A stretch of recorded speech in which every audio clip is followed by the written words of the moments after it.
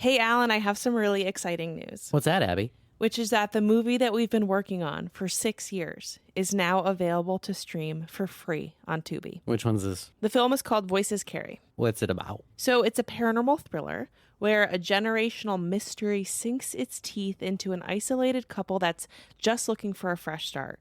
But it takes place on a spooky lake, so it's the perfect movie to watch this summer. A little bit of aquatic horror, huh? Exactly. Who's in it? So the film stars Gia Croverton from Evil and Fear the Night, Jeff Ayres from This Is Our Home, Jeremy Holm from The Ranger, and Geraldine Singer from Get Out. It's really some horror royalty. Also, I want to add that the film was written and directed by women, one of those women being me. Very proud of you. Very proud of you. Alan did a lot of very cool things on this movie, too. Like what? Alan did all of the production sound and all of the second unit photography.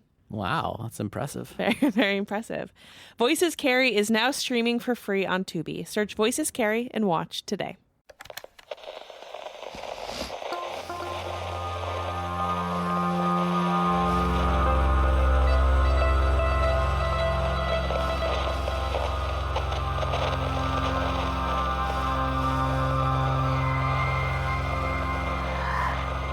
Hello, everybody, and welcome back to another episode of the Lunatics Radio Hour podcast.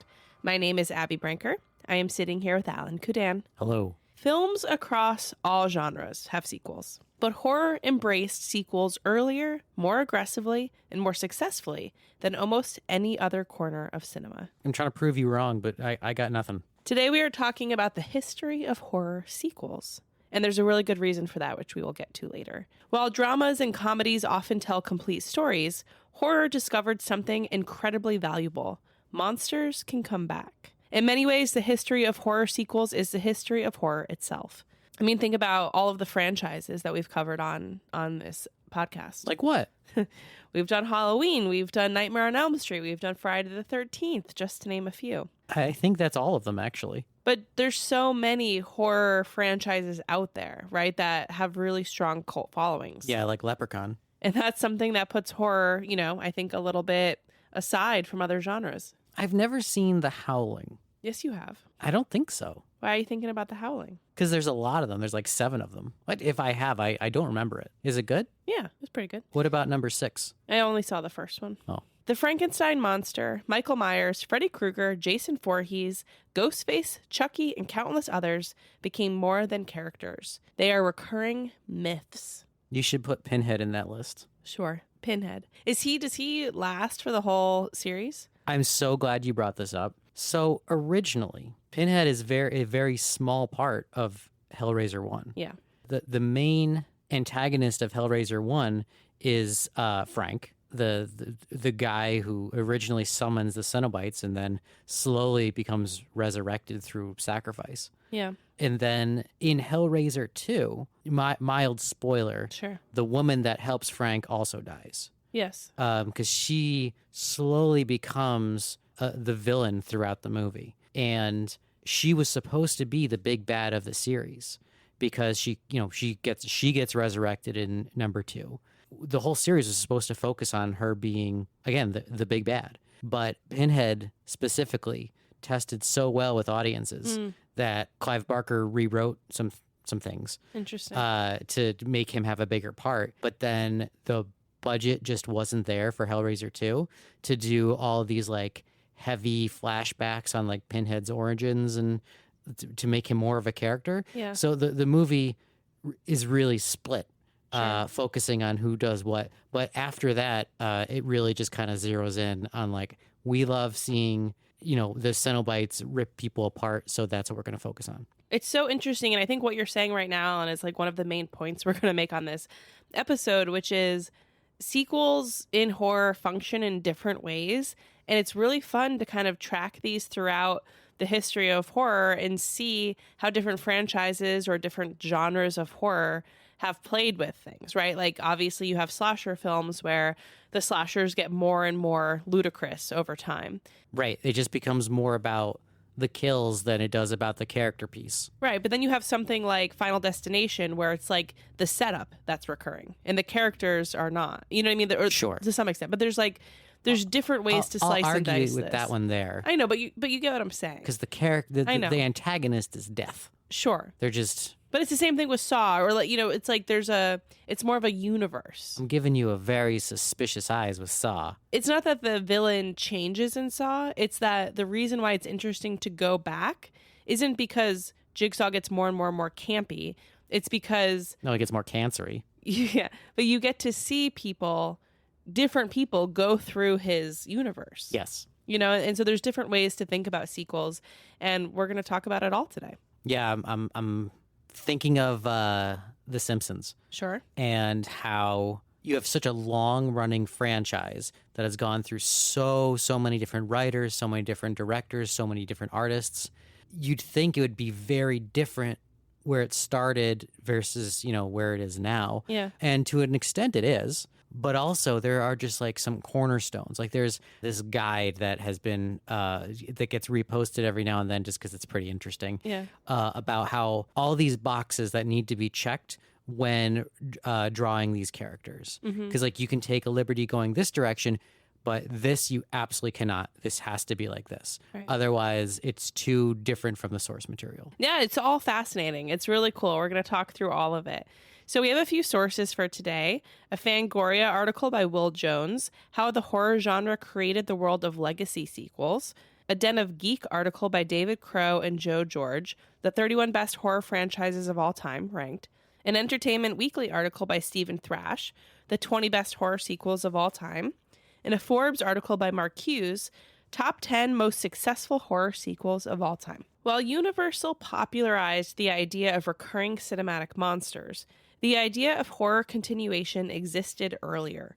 Silent era films occasionally revisited characters and supernatural ideas, but these films were less influential in creating the franchise model that audiences recognize today. So we're really going to start this conversation with Universal.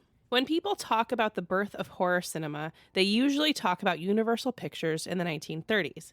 Films like Dracula from 1931, Frankenstein from 1931, and The Invisible Man from 1933 helped define the genre. And again, there are some silent films that I would personally call horror. But when we really start talking about solidifying the genre, this is kind of where we're I mean, Nosferatu starting. got a reboot just last year. That's actually a really good point, Alan. Can you talk us through the difference between a reboot and a sequel? Because there's going to be some fine lines today. Sure. So a sequel is a direct continuation. A reboot is a remaking of the same universe. So it doesn't have to have the same story. It just has to have, the same cornerstone elements of the original. But something really important happened a few years after some of these initial Universal monster movies came out.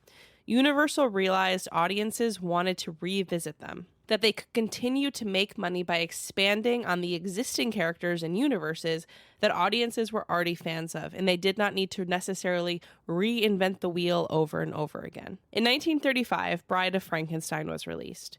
It was released 4 years after Frankenstein, and Bride of Frankenstein is often considered as one of the first major horror sequels of all time, and one of the rare sequels that surpassed its predecessor in critical reception. So though certainly I would say Frankenstein is just as famous as Bride of Frankenstein, from like a film critic perspective, Bride of Frankenstein is quite highly acclaimed. I mean, it's pretty good. Yeah. Directed by James Whale and starring Boris Karloff, the film continues the story of Frankenstein's monster and introduces the bride. Rather than simply repeating the original story, the sequel expanded the monster's character and explored themes of isolation, acceptance, and humanity. Universal continued this approach throughout the 1940s. The Invisible Man Returns was Universal Pictures' first sequel to The Invisible Man from 1933. Rather than bringing back the original protagonist, the film introduced a new character who uses the invisibility formula. The sequel established a model that many later horror franchises would follow by building on a concept rather than relying on the same villain or storyline. This is what we were just talking about at the beginning. It also helped Universal develop its growing roster of recurring horror properties during the 30s and 40s. As the sequel to Creature from the Black Lagoon, Revenge of the Creature brought back the Gill Man for another encounter with humans after being captured and transported to a Florida aquarium. It's a very sad movie. It's so sad. And just kind of depressing. On many levels. Like, the Gill Man is inappropriate. The way that he's treated is inappropriate. Everybody's wrong. It's sad. As much as we love Creature, it's not a good movie. And it had so much promise. I know. At least the first one slaps. Oh, it's so good. The film is important for two reasons. One, because it kind of gives us this sci-fi horror sequel, right, which is really interesting. But also, notably, it's one of Clint Eastwood's earliest screen appearances. Clint Eastwood's in Creature 2? He plays a lab technician named Jennings. God, this guy is so old. I know. He came out in 1955. He's still directing. I know. Crazy. The studio eventually built an interconnected universe of monsters decades before modern cinematic universes became fashionable. Unlike many modern franchises, Universal's monster films were not planned as a single, connected universe from the beginning. These connections developed gradually as audiences responded to familiar characters, and studios recognized the value of bringing them back, right? So when you get Dracula versus the Wolfman, or Frankenstein, Abbott and Costello, all that kind of stuff. Sure. Which obviously is a bit of a precursor for, like, the Marvel Cinematic Universe, right? Yeah, that's a good point. Horror became one of Hollywood's earliest franchise-friendly genres because the financial risks were often lower than other types of filmmaking. A successful horror movie did not require a new concept every time. Studios could reuse, obviously, the monsters, the settings, or the mythology. This made horror sequels attractive from a business perspective, especially because many horror films were made on relatively modest budgets and could generate significant profits.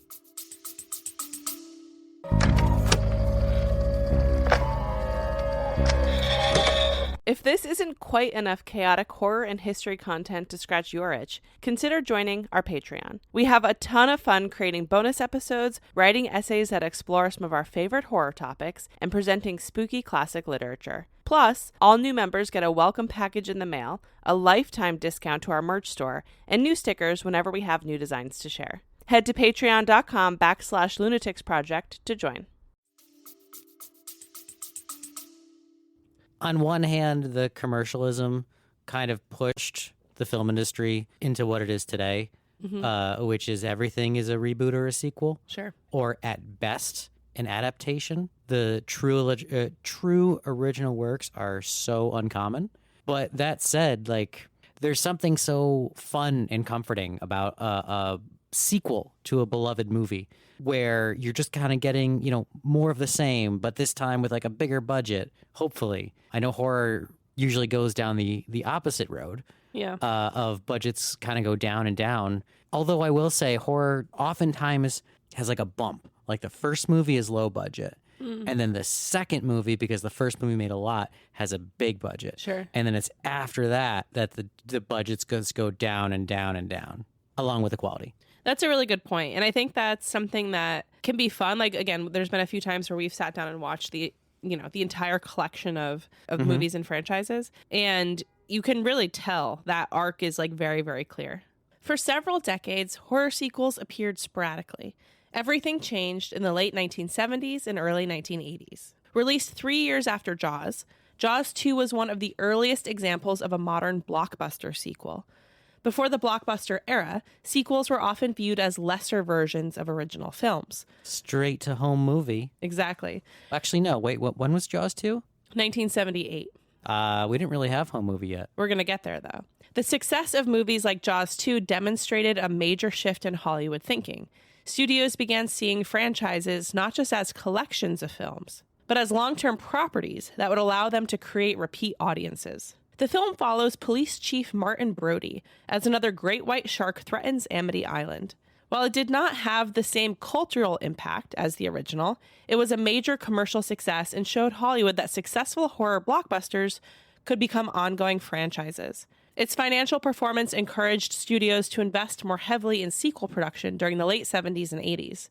The enormous success of Halloween from 1978 and Friday the 13th from 1980 convinced studios even further that horror franchises could become reliable moneymakers. Halloween 2 picks up immediately after the events of John Carpenter's original film.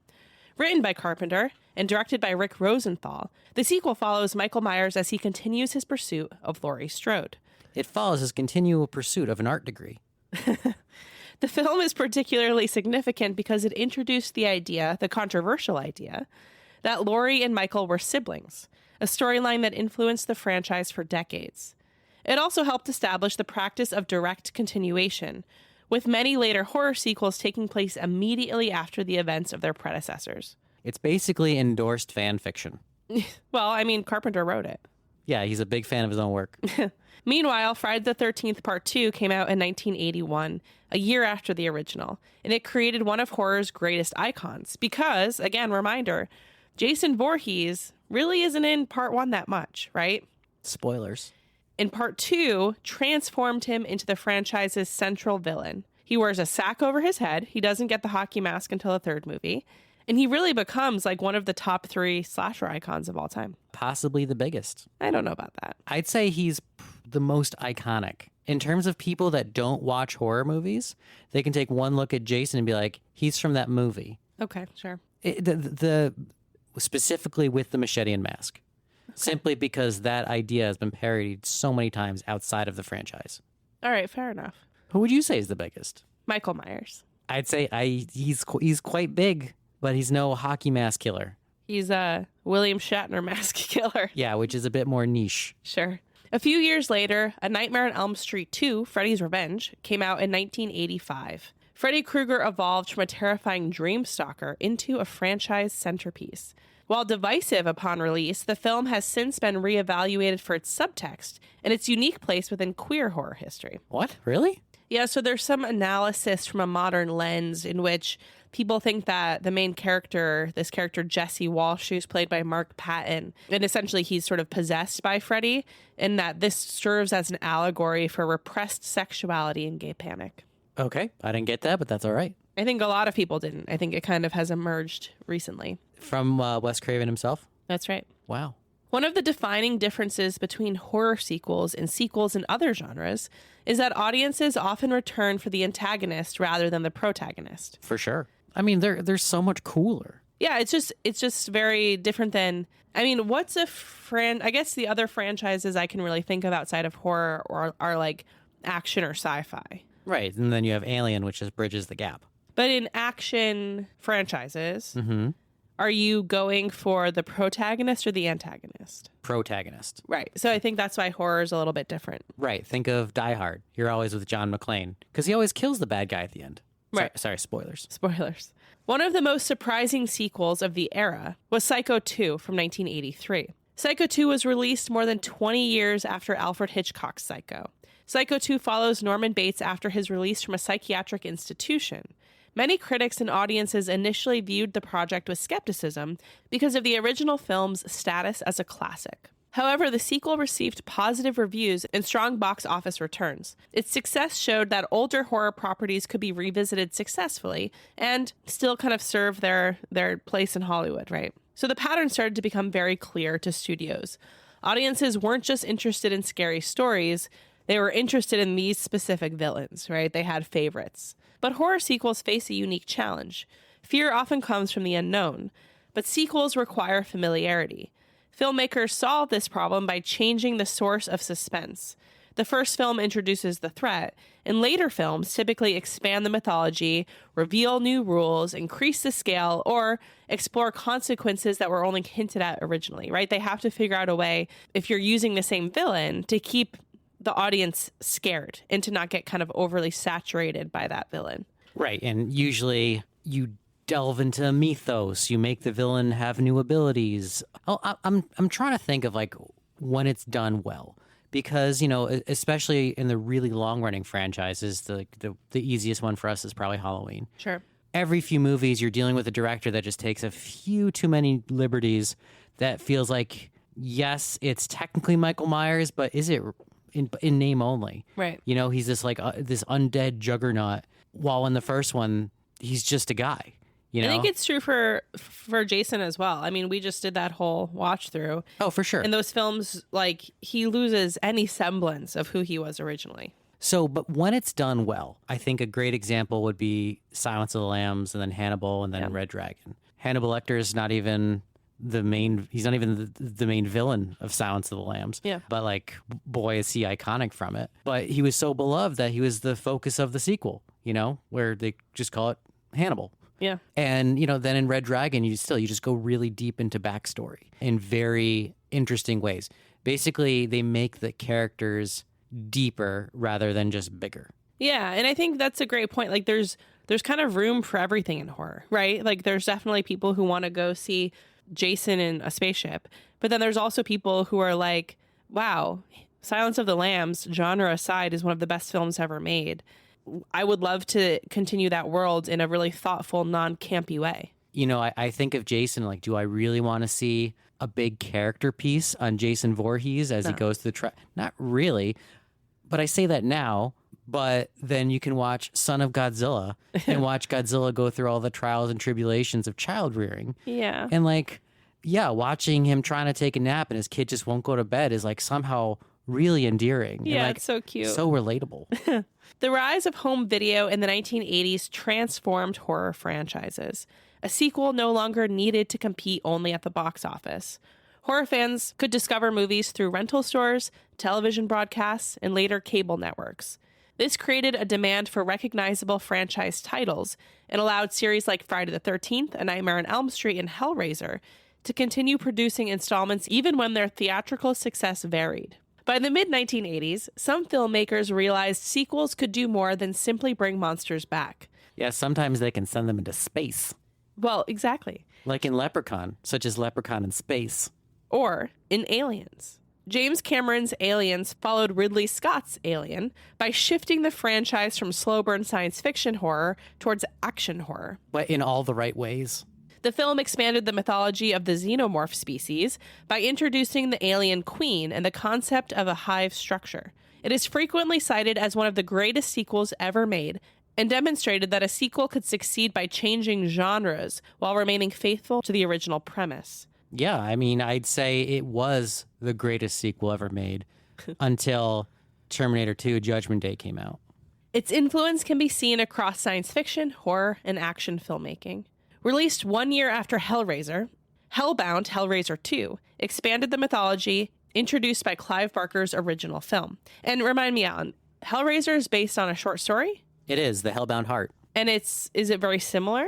The Hellbound Heart is pretty similar to the original Hellraiser. Okay. I'd say that the main difference is that there's like a bit more Cenobites in the movie than there is the book. Sure. Like the book, they just show up at very, very specific times. Sure. And like it's same thing happens in the movie, but you could just tell that, you know, people loved seeing Cenobites on screen, where the book just really just built up the dread that the character was going through if he ever had to return to them. It's also very gross and very sexy. I would like to read it. I think you'll really, really enjoy it. Maybe that will be I have a lot of books I'm reading at the same time right now. Well, for everyone out there, it's a novella. It reads so fast, and it's a great introduction to Clive Barker as a whole. Maybe a good little summer horror book club. I think so. So the sequel explores the Cenobites, the labyrinth ruled by Leviathan, and the origins of Pinhead. Rather than focusing solely on horror set pieces, the film broadened the scope of the franchise's supernatural world. It became a model for mythology-driven sequels that seek to answer questions raised by the original film. With a larger budget than the original Phantasm, Phantasm 2 expanded the story of the tall man and his interdimensional activities. The sequel increased the scale of the action while retaining many of the surreal elements that made the first film distinctive. It represents a common sequel strategy of taking a cult film and broadening its scope for a larger audience. I'll say, after watching the first Phantasm, I really liked the world that they were building, but I was very confused by a lot of things. Yeah. It's one of those movies where you just really got to pay attention. It's also just like a kind of like an art film in a way. There's a lot that just goes unexplained until sequels. You know, I read some mythos before I watched the second one, so I knew what to expect. And then in the second one, they just, thank God a character just like lays shit out for you sometimes. Yeah. Where someone's like, oh, who's that? Oh, that little gremlin thing is a crushed body that has been reanimated and put into a little cloak. Like, so that's who that little guy was running around for the entire first movie.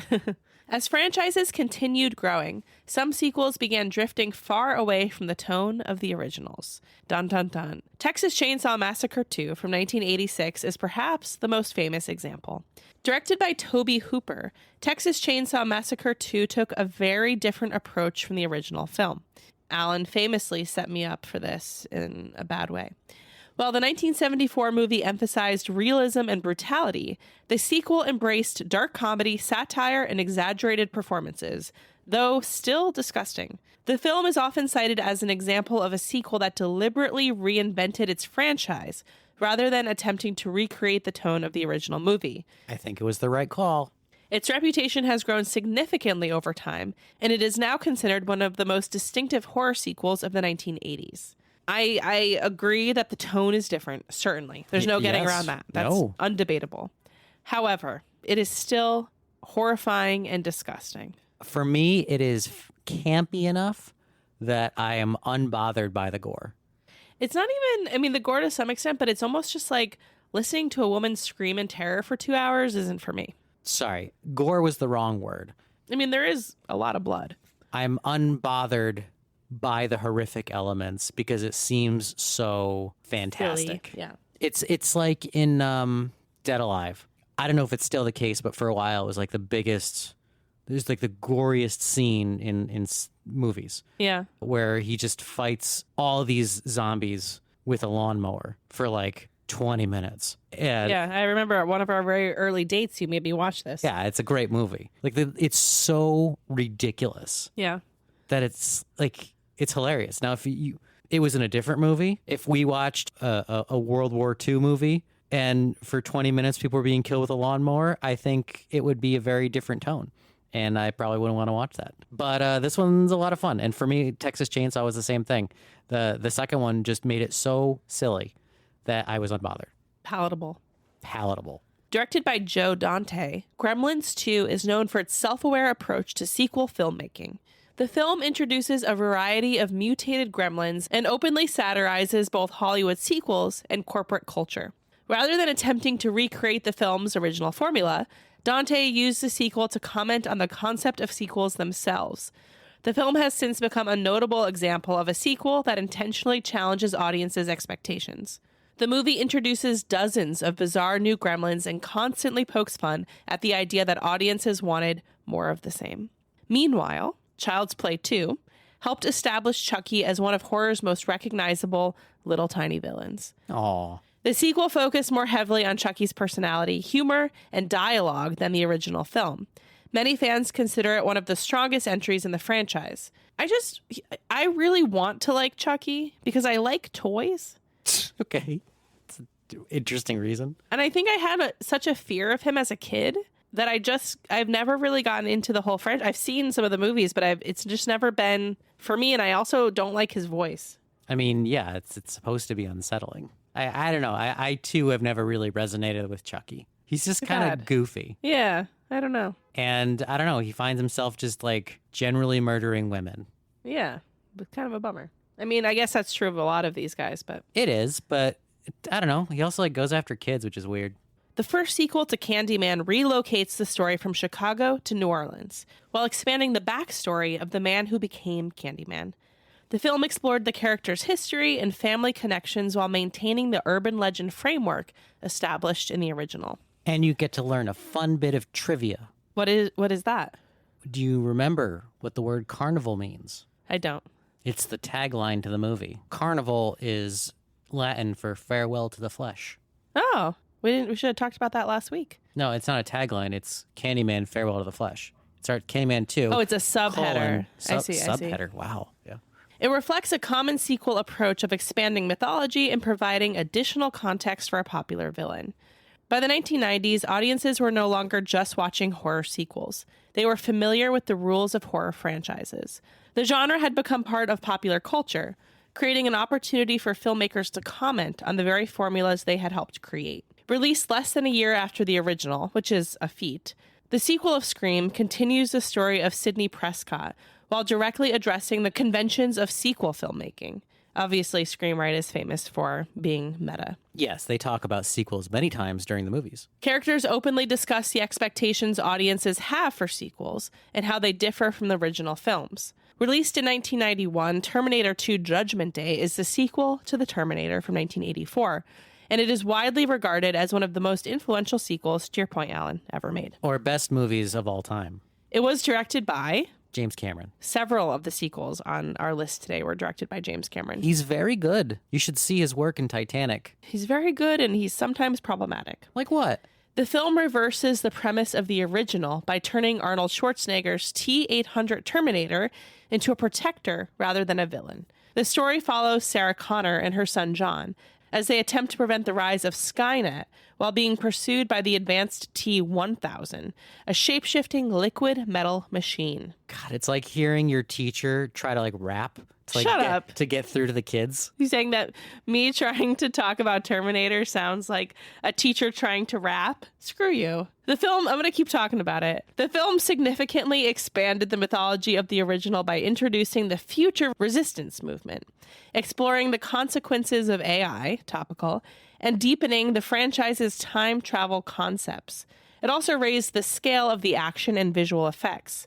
While often classified as sci-fi action, Terminator 2 remains closely tied to horror through its relentless machine antagonists, and just like general themes of technological fear and the roots in the slasher-like structure of the original movie. Like, if the protagonists did not have so many guns, it would 100% be a horror movie. Based on Thomas Harris's novel, Hannibal serves as a sequel to The Silence of the Lambs.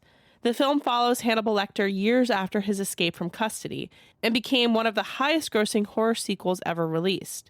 But by the 2000s, many horror franchises faced a problem created by their own success. Years of sequels could create complicated timelines, inconsistent mythology, and audience fatigue. The Legacy sequel emerged partly as a solution to this problem, allowing filmmakers to acknowledge the importance of the original film while creating a simpler entry point for new audiences. We're going to talk more about Legacy sequels in a little bit. Is that a reboot? Essentially. Okay. The early 2000s saw horror move towards more serialized storytelling. Saw 2 from 2005 expanded the mythology surrounding Jigsaw and again shifted what could have easily been a standalone thriller into this major horror saga. Audiences became invested not just in traps, but in the ever-changing narrative. Similarly, Jeepers Creepers 2 from 2003 and 28 Weeks Later from 2007 shifted attention towards broader worlds and larger consequences. That's not really fair with the 28 Days sequels. The infection literally spreads across the world, so it just gets bigger and bigger. The story tells itself, really. Yeah, I think that's fair. How dare you? Rather than continuing the story of the first film's protagonists, Jeepers Creepers 2 shifts its focus to a new group of characters targeted by the Creeper. Yeah, they're on a bus. The sequel expanded the creature's mythology and placed greater emphasis on action and large-scale confrontations. This time, he has throwing stars. You really do love these throwing stars. They're so cool. Let's talk about Final Destination 2, which built upon the original film's concept that death itself acts as the antagonist. The sequel expanded the franchise's mythology and established rules that would influence later installments. Its elaborate accident sequences became one of the series' defining features. And I think Final Destination is interesting because I think similar to Saw, when you have this sort of premise-based franchise, you just have to try to outdo yourself. You know what I mean? Like, yes, you up the ante. Yeah. It's interesting with Final Destination, when you ask people to name a scene from Final Destination. The log scene. Yes, but that's Final Destination 2. I know. It's interesting. It's how it starts. I know, but despite the fact, like, Final Destination is the name of that's a plane term. Yeah. Not everyone remembers that even the first one was all about a plane crash.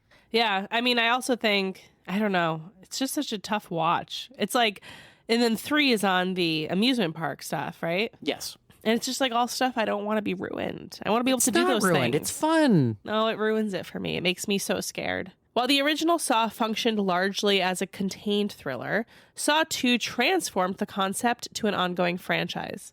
So I want to talk a little bit more about this point that I've been making throughout the episode, because I think Final Destination and Saw are very good examples of this, which is that in my head, and tell me if you disagree, I probably do. there's 2 camps of horror sequels. Camp Crystal Lake and... There's character-driven franchises, right? So you have Dracula, Frankenstein's monster, Freddy Krueger, etc., right? And then you have concepts.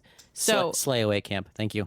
in addition to Final Destination and Saw, I think A Quiet Place and Alien also fit into this concept. And obviously there's like a type of predator, but the story is not about the predator. Like, we're not going back to Alien to see the xenomorph. You know what I mean? I don't know. I like xenomorphs. Okay, so with the xenomorphs or the Yautja, which are the race of beings from Predator, it's a different one every time. And that's such an easy way for them to reinvent the villain, where, you know, the xenomorphs can, you just say it was made from a different host. Yeah, in Alien 3, there's a xenomorph, or like, you know, there's the xenomorph facehugger that jumps onto a dog, and then it's like a dog xenomorph hybrid. And it's just like, you know, it's small and it's fast. And actually, I highly recommend looking at the behind the scenes for the making of for that film. I know I've sent you this video before, but just they tried to do with all practical effects at first. And it's just a very happy dog dressed up in a costume. So and it does not work well as a horror movie. It's incredibly cute. But with the Predators, you know, if you want the Predator to have like a bunch of new abilities, you just say this one is an important one. He's a high-ranking Yautja. And, you know, he's like the big bad guy that doesn't even need guns because he just punches people. Yeah, he just, you know, like punches people because he doesn't even need his guns. Today, modern sequels often focus on world building. A Quiet Place Part 2 expands the post-apocalyptic setting introduced in the original film, and also introduces Cillian Murphy. Megan 2.0 continues a trend of horror franchises exploring technological anxieties, and it updates classic monster concepts for the digital age. The second film in the main Conjuring series follows paranormal investigators Ed and Lorraine Warren during the Enfield poltergeist case in England. And if you'd like to learn more about the Enfield poltergeist, go back to episode 2. Yeah, we did talk about it a long time ago. So The Conjuring 2 is interesting because it's like the first stepping stone, right? Like The Conjuring becomes like, I think, the biggest horror franchise ever. And so the film expanded this shared universe established by the first movie and introduced the demon Valak, who later became the focus of additional spin-offs. The Conjuring universe spans multiple horror franchises? Is that the right way to say that? Yes. Like The Nun, yes. Annabelle, The Conjuring, they all exist in the same world. Yes. La Llorona, somehow. It's like, that is a better comparison to the Marvel Cinematic Universe, where, you know, you have the Iron Man movies, you have the Doctor Strange movies, but they're all connected, and they all come together for, you know, to fight Thanos. But in the Conjuring universe, they take place. I think it's just because it's done by like the same studio, and they have like the license to keep it all connected. Yeah. Amity becomes part of it because of Ed and Lorraine. It's like a spider web. Yes. I don't know how connected it is. I have not seen many of these movies. I just think they're kind of silly. I just generally don't resonate with any ghost movie where we never get to see the ghost. Yeah, that's fair. I mean, you see like Annabelle, but I don't know. Maybe I just haven't seen enough of them.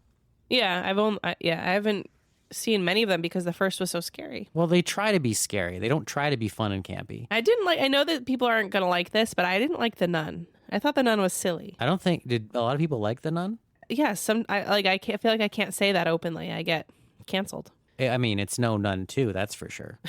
Still nunnin'. So let's talk again in a little bit more detail about the Legacy sequel. Sure. One of the most important developments in modern horror has been the rise of the Legacy sequel, a film that ignores some or all previous sequels and returns directly to the original story. Kind of like a really great example of this is Halloween from 2018. Directed by David Gordon Green and produced with the involvement of John Carpenter, the film discarded decades of increasingly complicated franchise mythology, including the revelation that Laurie Strode was Michael Myers' sister. Instead, it positioned itself as a direct sequel to Halloween from 1978, taking place 40 years after Michael's original killing spree. This approach allowed the filmmakers to preserve the cultural weight of the original while giving new audiences a fresh entry point. More importantly, it shifted the focus away from Michael's backstory and back onto Laurie, exploring the long-term psychological impact of surviving trauma. The film was critically and commercially successful. It earned over $250 million worldwide on a modest budget.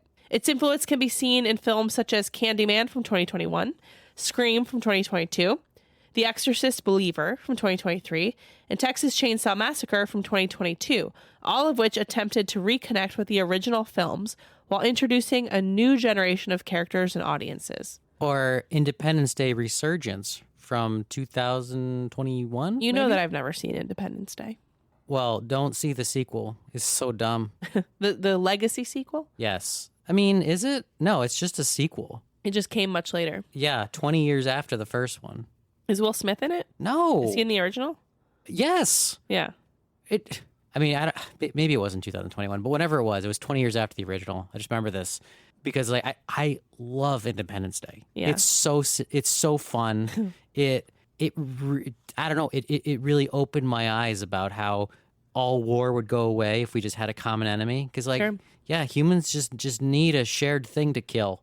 But then the sequel comes out, and in one of the first parts of the movie, someone's like, yeah, so Will Smith died in a training accident. Anyways. Oh. And I'm like, okay, I see what they're doing here. He's gonna be like out for the first, act or two of the movie, and then come in to save the day at the end. Yeah. Because he's like undercover or something. Because the way they said it was such a hand wave, like they didn't even believe it. Right. And then the credits roll, and I'm like, wait a minute, where's Will Smith? And he's just not in the movie at all. Yeah. He has nothing to do with it. And that's like I think a movie where he is the movie, right? It's like I'd say yeah, not Terminator. It's like yeah, he's Arnold Schwarzenegger in Terminator. But what's the other one I'm thinking of with Bruce Willis? Die Hard. It's like Die Hard. Like you watch it for him. Yes and no. Like you still have Jeff Goldblum. Oh, sure. And so like that's why Independence Day 2 got made. Because he's still there. Sure. But yeah, this really seems like you take out Jeff Goldblum, and this would have been a direct to video sequel. Sure. So there's something else I want to talk about very briefly, which isn't really a sequel, but it's worth mentioning. Anthology style franchises. So these are films that allowed filmmakers to tell completely different stories while still benefiting from audience familiarity with the original concept. So Amityville, Creepshow, VHS, Tales from the Crypt style anthologies. Halloween 3, Season of the Witch. No, that's not an anthology. No, but it's different than the original. Yeah, but it's not even Michael Myers. It's just a town with haunted masks. I know. It's very upsetting. It's pretty cool. The streaming era has also changed how horror franchises have developed. Silver Shamrock. Come on, sing along. Studios increasingly view recognizable horror properties as long-term brands that can exist across films, TV, and spin-offs.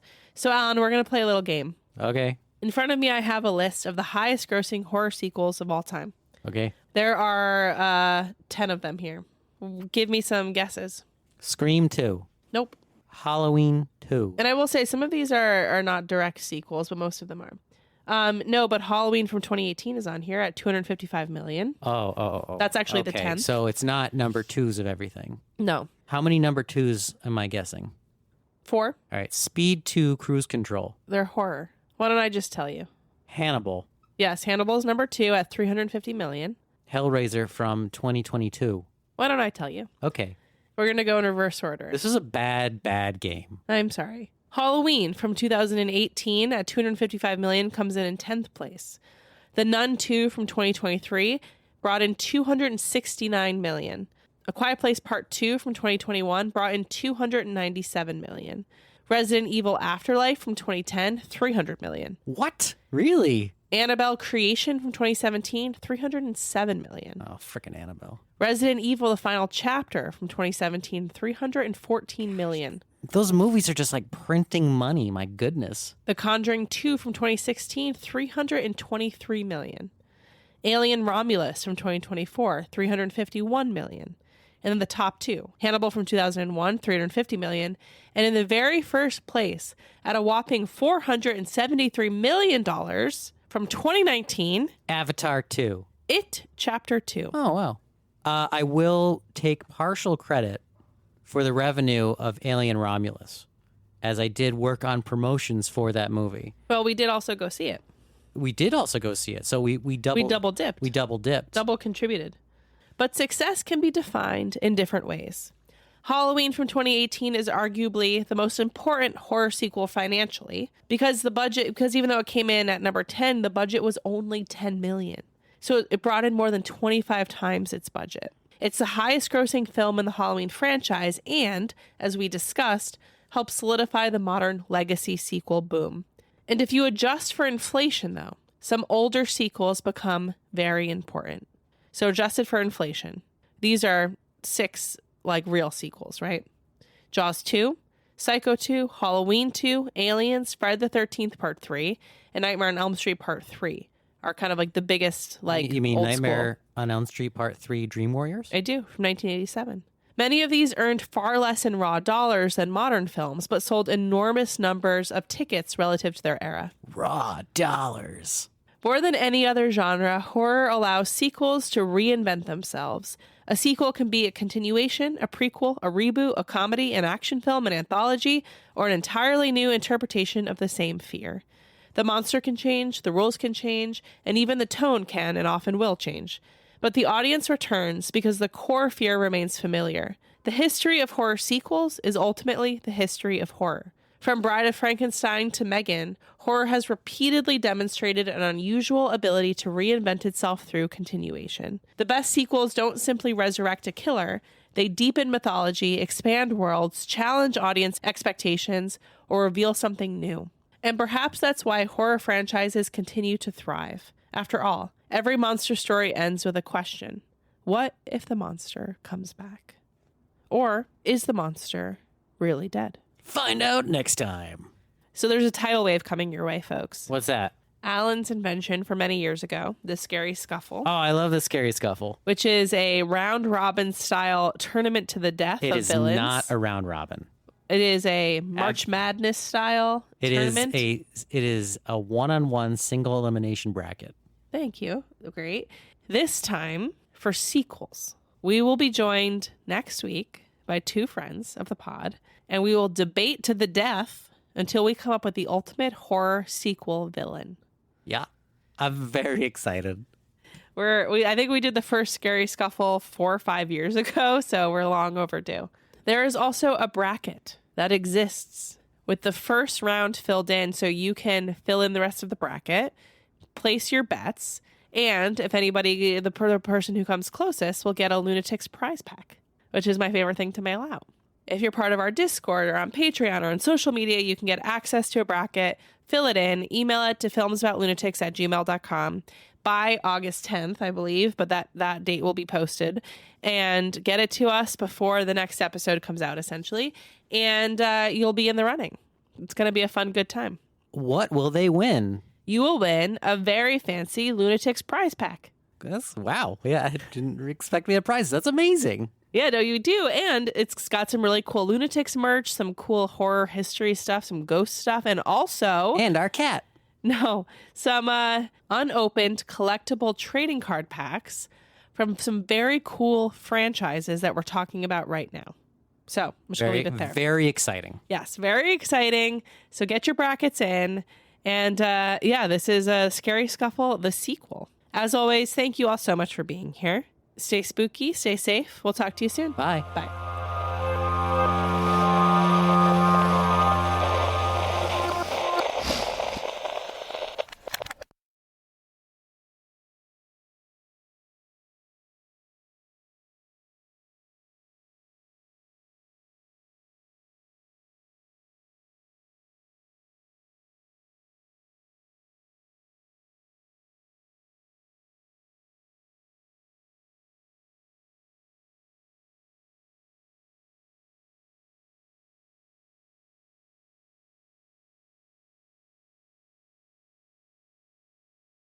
Looking for even more creepy content? Consider joining our Patreon for way more content just like this, including bonus episodes and very special deep dives. You can also join us on Discord if you want to stay involved in the conversation, and find our video content on YouTube, TikTok, or Twitter, Facebook, Instagram, anywhere you like to get your social updates. And of course, head to lunaticsproject.com where you'll find our very, very spooky merch and links to everything you need to know. Are you upset by our egregious fabrication of facts? Tell us about it on Discord.